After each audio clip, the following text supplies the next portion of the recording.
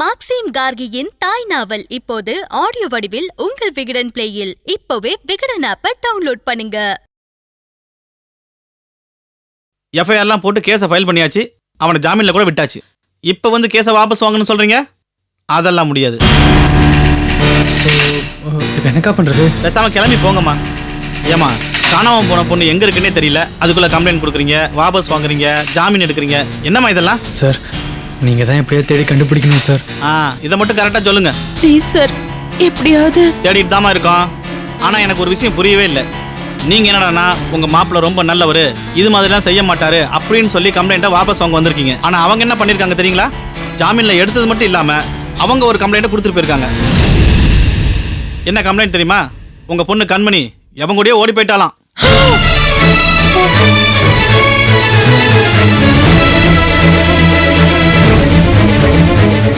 ஏமா, உன் பொண்ணுக்கு இந்த கல்யாணத்துக்கு முன்னால இந்த காதல் கன்றாவி அப்படி ஏதாவது இருந்துச்சா தெரியுமா? கேஸ முடிக்க முடியாம குழம்பிக்கிட்டு இருக்கம்மா, சொல்லுமா. இல்ல சார், என் பொண்ணு அப்படிப்பட்டவ இல்ல சார். ஆமா, நீ அப்படிதான் சொல்லுவ. வேணா பாரு, இன்னொரு ஊர்ல எவங்க கூடயாவது ஒரு போலீஸ் ஸ்டேஷன்ல போஸ்ட் கொடுத்துட்டு நிப்பா. ஐயோ சார், என்ன சார் சொல்றீங்க? போங்கம்மா, உங்க குடும்ப பஞ்சாயத்தை கொண்டு போய் உங்க வீட்டோட வச்சுங்க. இங்க வந்து எங்களுக்கு டார்ச்சர் கொடுத்துட்டு போங்க. போங்க கான்ஸ்டபிள், வாயா. என்னையா அந்த ஃபைல?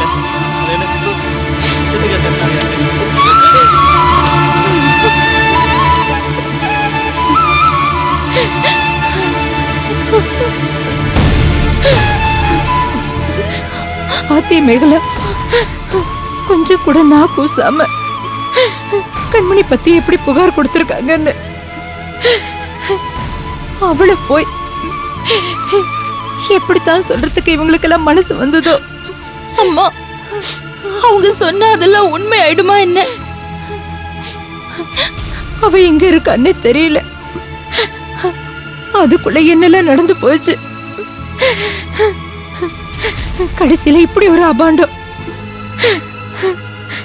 நாளைக்கு அவளை திரும்பி வந்தாலும் அவளோட எதிர்காலம் என்ன ஆக போதும் நினைச்சால எனக்கு ரொம்ப பயமா இருக்குடி. இல்லம்மா, நீ பயப்படாத, நீ கொஞ்சம் தைரியமா இருமா, கவலைப்படாத. கண்மணி சீக்கிரமா கிடைச்சிடுவா. வாமா, நீ அழாத, வா, சரியா வா.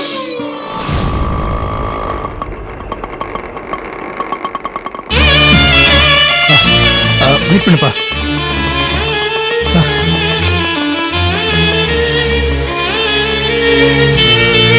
தாத்தா. வா சக்தி, வாங்க தம்பி. என்ன தாத்தா இது? நம்ம வீட்டுக்கு என்ன சாபம்? என்னென்னமோ நடக்குது. நான் ஃபோன் பண்ணியிருந்தேன், கீர்த்தனா தான் எனக்கு எல்லாமே சொன்னா. கண்மணியை பத்தி ஏதாவது தெரிஞ்சதா? எதுவுமே தெரியலம்மா, எங்க போனானே தெரியல. கவலைப்படாதீங்க, எங்கேயும் போயிருக்க மாட்டாங்க, கண்டிப்பா வந்துருவாங்க. அந்த நம்பிக்கையில தான் நான் இருக்கேன். அம்மா அக்காலாம் எங்க தாத்தா? அம்மா மேகலா செடி எல்லாம் போலீஸ் ஸ்டேஷன் போயிருக்காங்க.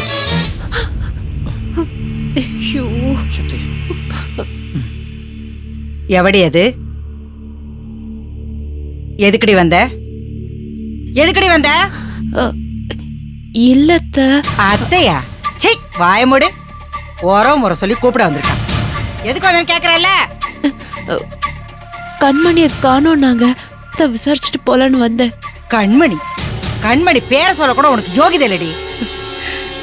பாவம், எங்க இருக்காளோ எப்படி இருக்காளோன்னு நாங்கள தவிச்சு போயிருக்கோம். அவ உயிரோட இருக்காளா இல்லையான்னு சந்தேகமா இருக்கு. அவளோட எல்லா பிரச்சனைக்கும் நீயும் இந்த நிக்கிறானே இந்த பயலும் தான் காரணம். பண்றது எல்லாத்தையும் பண்ணிட்டு எந்த மூஞ்சிய வச்சுட்டு இங்க வந்தீங்க?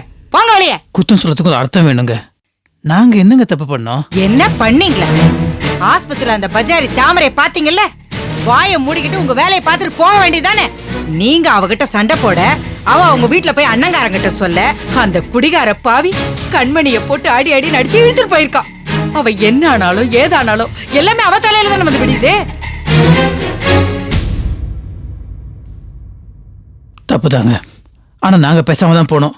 அந்த தாமரை தான் வேணுட்டு எங்களை பார்த்து காரி துப்புச்சு. துப்புவாதான், காரி தான் துப்புவா. நீங்க பண்ண காரியத்துக்கு காரி துப்பாம உங்களுக்கு எல்லாம் எதுக்குடா மான ரோஷம்? என்ன நீ விட்டா பேசிட்டு போற? அவ வம்பு பண்ற மாதிரி ஏதாவது பேசிருப்பா, அதுக்கு இவங்க பதில் சொல்லி இருப்பாங்க. தாமரை வீட்டுல சொல்லி அதை பெருசு பண்ணிட்டா. இதெல்லாம் எதிர்ச்சியா நடக்கிற விஷயம். நாங்களே இதெல்லாம் வேணும்னா பண்ணிட்டு இருக்கோம். சும்மா எங்களே குறை சொன்ன எப்படிங்க? டேய், என்னடா பதிலுக்கு பதில் பேசிக்கிட்டு இருக்க? என்னத்த எல்லாத்துக்கும் நாங்க தான் காரணமா? ஆமாண்டி, கண்மணியோட பிரச்சனைக்கு இந்த வீட்டோட பிரச்சனைக்கு மூல காரணமே நீதானடி. நீ இந்த பயலை இழுத்துட்டு போனதுனாலதான் பாவம் கண்மணிய அந்த குடிகார பைய பூபதிக்கு கட்டி வைக்க வேண்டியதா போச்சு. அதுக்கு அடுத்து வந்த பிரச்சனையில இவன் அந்த பூபதியை அடிச்சுக்கிட்டானுங்க. அதனால கண்மணியோட நிம்மதியும் போச்சு, என் தம்பியோட அமைதியும் போச்சு. அவனும் வீட்டை விட்டு போயிட்டான். போதா குறைக்கு நீ இப்ப அந்த தாமரையோட சண்டை போட்டதுனால கண்மணி இல்லாம போயிட்டானடி. என்னங்க பேசிட்டு இருக்கீங்க? சக்தி முழுகாம இருக்கா, நீங்க வாய் குசமா குறை சொல்லிட்டே இருக்கீங்களே, கொஞ்சம் நல்லா இருக்கா? ஆஹா, அந்த அளவுக்கு ரோஷக்காரனானே. இத பாரு, உனக்கு கொஞ்ச நெஞ்சமாவது மான ரோஷம் இருக்குதுன்னா நாங்க இருக்கிற இடத்துக்கு நீ வராத. போடா வெளியே, போடா வெளியே. அது சொல்றதுக்கு நீங்க யாரு? என்னது? நான் யாரா? என்னங்க நீங்க வேடிக்கை பார்த்துட்டு இருக்கீங்க? என்ன பார்த்து நீங்க யாருன்னு கேக்குறா? அவனை வீட்டுக்குள்ள கூப்பிட்டு உபசரிச்சீங்கல்ல, அவனை வெளியில போக சொல்லுங்க. இப்போ நீ அவங்க கிட்ட மரியாதையா நடந்துருந்தீனா அவங்களும் மரியாதையா நடந்துருப்பாங்க. வந்தது வராம காட்டேரி மாதிரி கத்திக்கிட்டு இருந்தா அவங்க சும்மா இருப்பாங்களா? தாத்தா போய் உங்களை பஞ்சாயத்து கூப்பிட்டேன் பாரு, என்ன சொல்லணும்? ஓடி கை வைக்கிற வேலை வச்சுக்கிறீங்க. என்னடா பண்ணுவ? என்ன பண்ணுவ?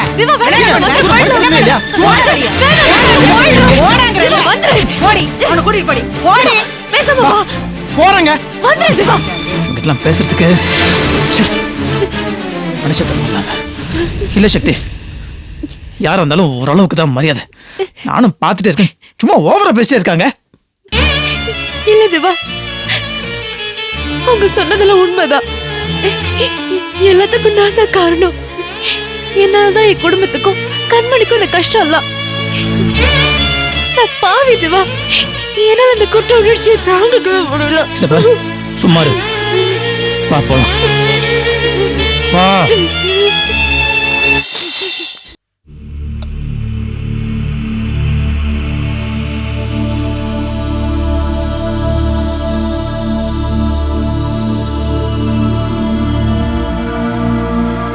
அட்ரடே கோலி குண்டு விளையாடுறோம். போய் கேரம் போர்டு விளையாட கூப்பிட்டோம் பாரு. சாவி எடுத்துட்டு வரீங்களா? அண்ணே இது வரமா கரடே மேல பசங்கிட்ட இருக்கு, போமா.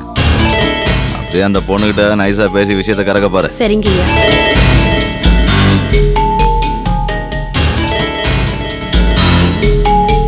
சாவி குரு இந்தாமா.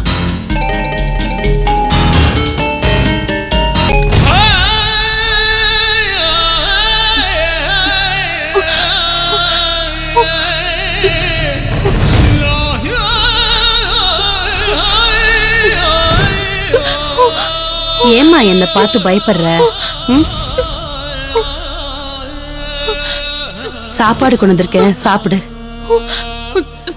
சாப்பிடாம இருந்தா உடம்பு என்னத்துக்குமா ஆகும்? சாப்பிடு.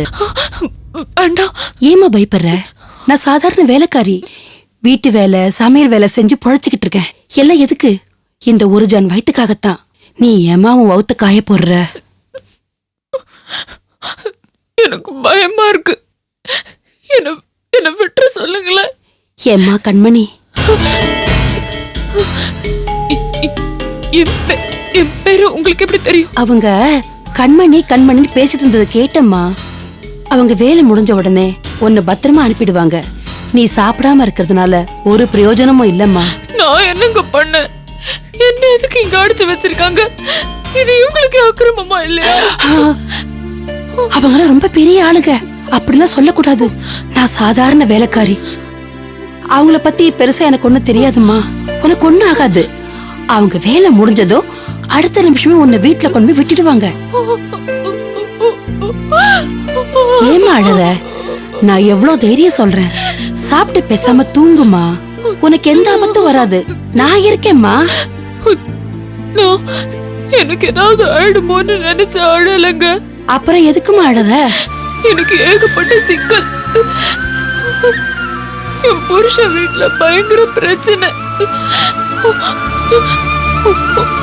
அங்க தகராறாய் நான் என் பிறந்த வீட்டுக்கு வர வழியில தான் இவங்க என்ன கடத்திட்டு வந்துட்டாங்க. இப்ப என்ன கடத்திட்டாங்கன்னு தெரிஞ்சா இன்னும் பெரிய பிரச்சனை ஆயிடும். அதே தப்பா திரிச்சு பேசி என் வாழ்க்கையே கெடுத்துடுவாங்க. அதுவும் என் நாத்தனார் ஒருத்தங்க போதும் ஏதாவது கதை கட்டி விட்டு என்ன அசிங்கப்படுத்திடுவாங்க. இத பாருமா, உன்னை பார்த்தா எனக்கு பரிதாபமா தான் இருக்கு. அதே சமயம் உனக்கு உதவி பண்ண என்னால முடியாது. இவங்க பொம்பளைகள்ட்ட எல்லாம் மரியாதையா நடந்துக்குவாங்க. அதே நேரம் கோபம் வந்துச்சு கொல்ல கூட தயங்க மாட்டாங்க. இப்போ உனக்கு உதவி பண்றது அவங்களுக்கு தெரிஞ்சிச்சு என்னையும் கொன்னுடுவாங்க. வேற ஏதாவது கேளு, செய்யறேன். என் வீட்டுல பதறி போயிருப்பாங்க. நான் என்ன செய்வேன்?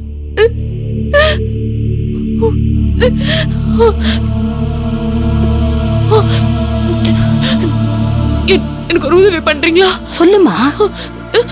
ஒரு பேப்பர் பென்சில் ஏதாவது கொடுக்குறீங்களா? தரமா.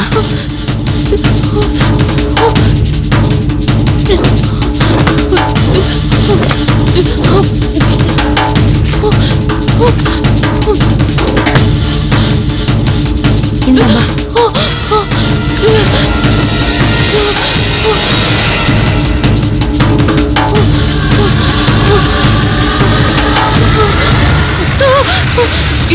இது அண்ணனோட நம்பர். இந்த நம்பருக்கு போன் பண்ணி நான் இங்க இந்த மாதிரி இருக்கேன்னு சொல்லிட்டா போதும். சொல்லிடுறீங்களா? தரமா.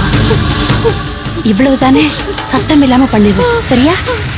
கண்மணி, நான் உன் அம்மா மாதிரி. உனக்கு இந்த நம்பருக்கு போன் பண்ணி சொல்லணும். நான் சொல்லிடுறேன். பயப்படாத. சாப்பிடு. சாப்பிடுமா. சாப்பிடு. நீ சாப்பிட்டாதான் நான் போன் பண்ணுவேன்.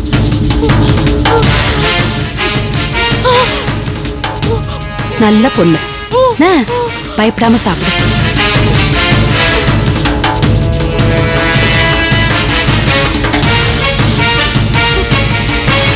இருட்டா இருக்கு, கரண்ட் வேற இல்ல.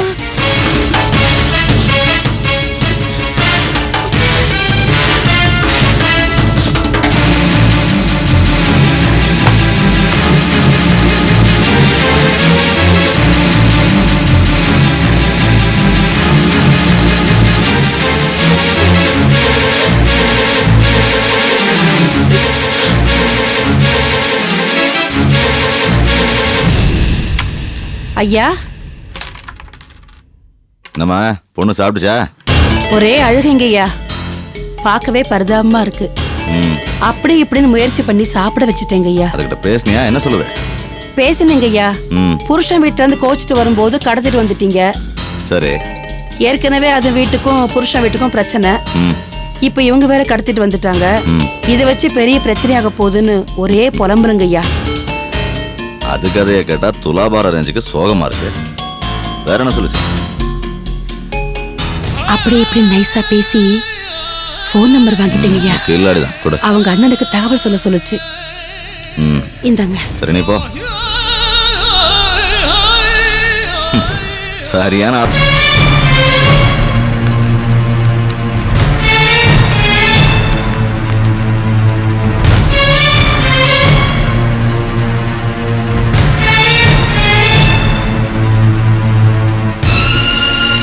ஏங்க, ஏன் இப்படி எல்லாரோட ஒட்டுமொத்த நிம்மதி கெடுக்குறீங்க?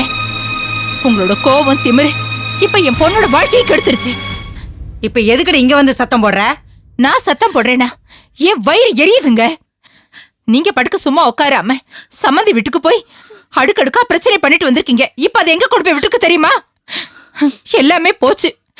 என் பொண்ணோட வாழ்க்கையே போச்சு. ஏய், பொண்ணு வாழ்க்கை போச்சு, பொண்ணு வாழ்க்கை போச்சுன்னு ஓலை விடுற? பொண்ணே போயிட்டாடி.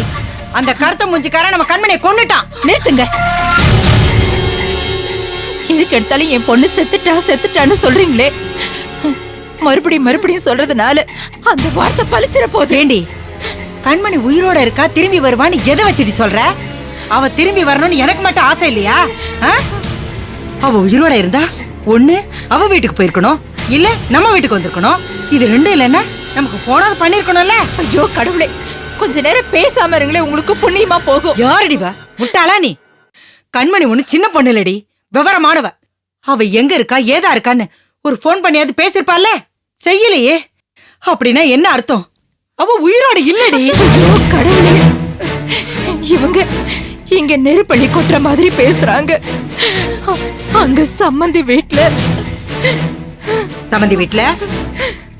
என்ன சொன்னாங்க? அவ செத்து போயிருந்தா கூட பரவாயில்ல. ஆனா அவளோட நடத்தையில சந்தேகப்பட்டுல பேசுறாங்க. போலீஸ் ஸ்டேஷனுக்கு போய் அவ யார் கூடயும் ஓடி போயிட்டதால கம்ப்ளைண்ட் கொடுத்திருக்காங்க. அதை தாங்க என்னால தாங்க முடியல.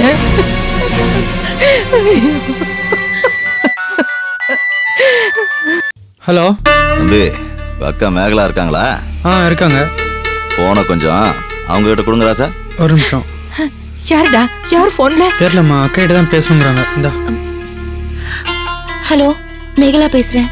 ஏமா உன் தங்கச்சியை தானே தேடிட்டு இருக்க? உன் அருமை தங்கச்சி இப்ப நம்ம கிட்ட தாமா இருக்கா.